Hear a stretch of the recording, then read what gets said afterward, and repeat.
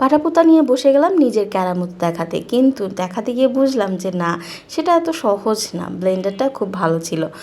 তো আজকে আমি যে রান্নাটা করব সেই রান্নাটা শুধু বাচ্চারা না, বড়রাও পাগল হয়ে যাবে খাওয়ার জন্য। এখানে পাটাপোতা নিয়ে বসে আমি ঘষাঘষি করছি, কি না করছি, অবশ্যই পুরো ভিডিওটা দেখতে হলে একটু স্টোক রাখতে হবে আর একটু আমার সাথে থাকতে হবে। সো আসসালামু আলাইকুম, কেমন আছেন সবাই? আশা করি সবাই ভালো আছেন। এখানে আমি মাংস একটু বাটাবাটি করেছিলাম, ওই যে বললাম না একটু ব্লেন্ডার করলে ভালো হতো। তো যাই হোক, ব্লেন্ডারে আপনারা নিয়ে নেবেন, আপনারা আর আমার মতো বোকামি করবেন না, পাটাপোতার ঝামেলা যাবেন না। তো এখানে ব্লেন্ডারে মাংস করে নিয়েছি, সাথে একটু জিরা, কালো গোলমরিচ, একটু একটা পেঁয়াজ আর দুটা আমি কাঁচামরিচ বেটে নিয়েছিলাম। সাথে দিলাম এখানে লবণ আর আদা রসুন আর হলো একটা ডিম আর হলো সয়া সস। সব কিছু দিয়ে আমি পাটায় মেখে নিলাম, কারণ জায়গাটা বড় আছে, আমার মাখতে খুব সুবিধা হলো। তুলে নিয়েছি এখানে মাংসটুকু, আর এখানে আগেই লেচি কেটে রেখেছিলাম, আটা মেখে রেখেছিলাম, সেখান থেকে আমি 4টা লেচি করে নিলাম।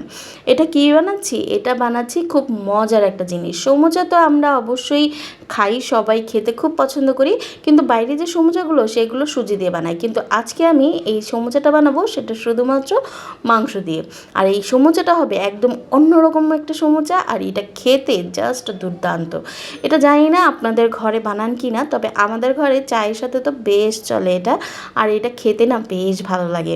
আমার বাচ্চাদের তো খুব পছন্দ, শুধু বাচ্চাদেরও কেন বলবো, আমরা বড়দেরও খুব পছন্দ।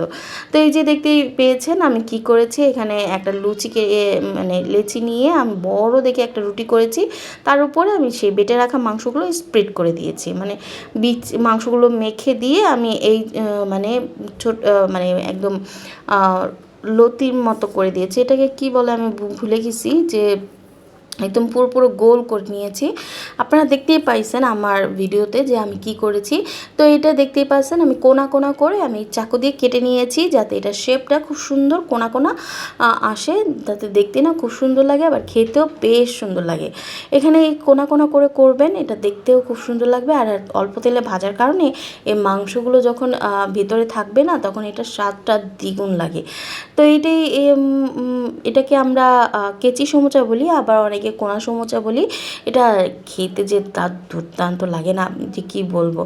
আমরা সবাই তো বেশ পছন্দ করি এই সমুচাটা খেতে, কিন্তু এটা বানাতে কিন্তু খুব সহজ। বানাতেও যে বললাম না, আমি তো বাটাবুটা করতে গেছি, আপনারা সেই ঝামেলা যাবেন না, আপনারা ব্লেন্ডার করে নেবেন। আর এটা ব্লেন্ডার করতে যতটুকু সময় লাগে, বাকি আমাদের মশলা তো হাতের কাছেই থাকে, কোনো সমস্যা নেই।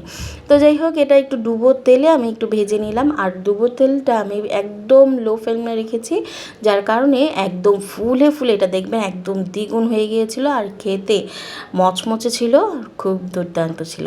কেমন লাগলো জানাবেন, আর যদি কোনো অসুবিধা হয় বা কোনো কিছুতে আমি ভুল করে থাকি, অবশ্যই ক্ষমা সুন্দর দৃষ্টি দেখবেন। ধন্যবাদ সবাইকে।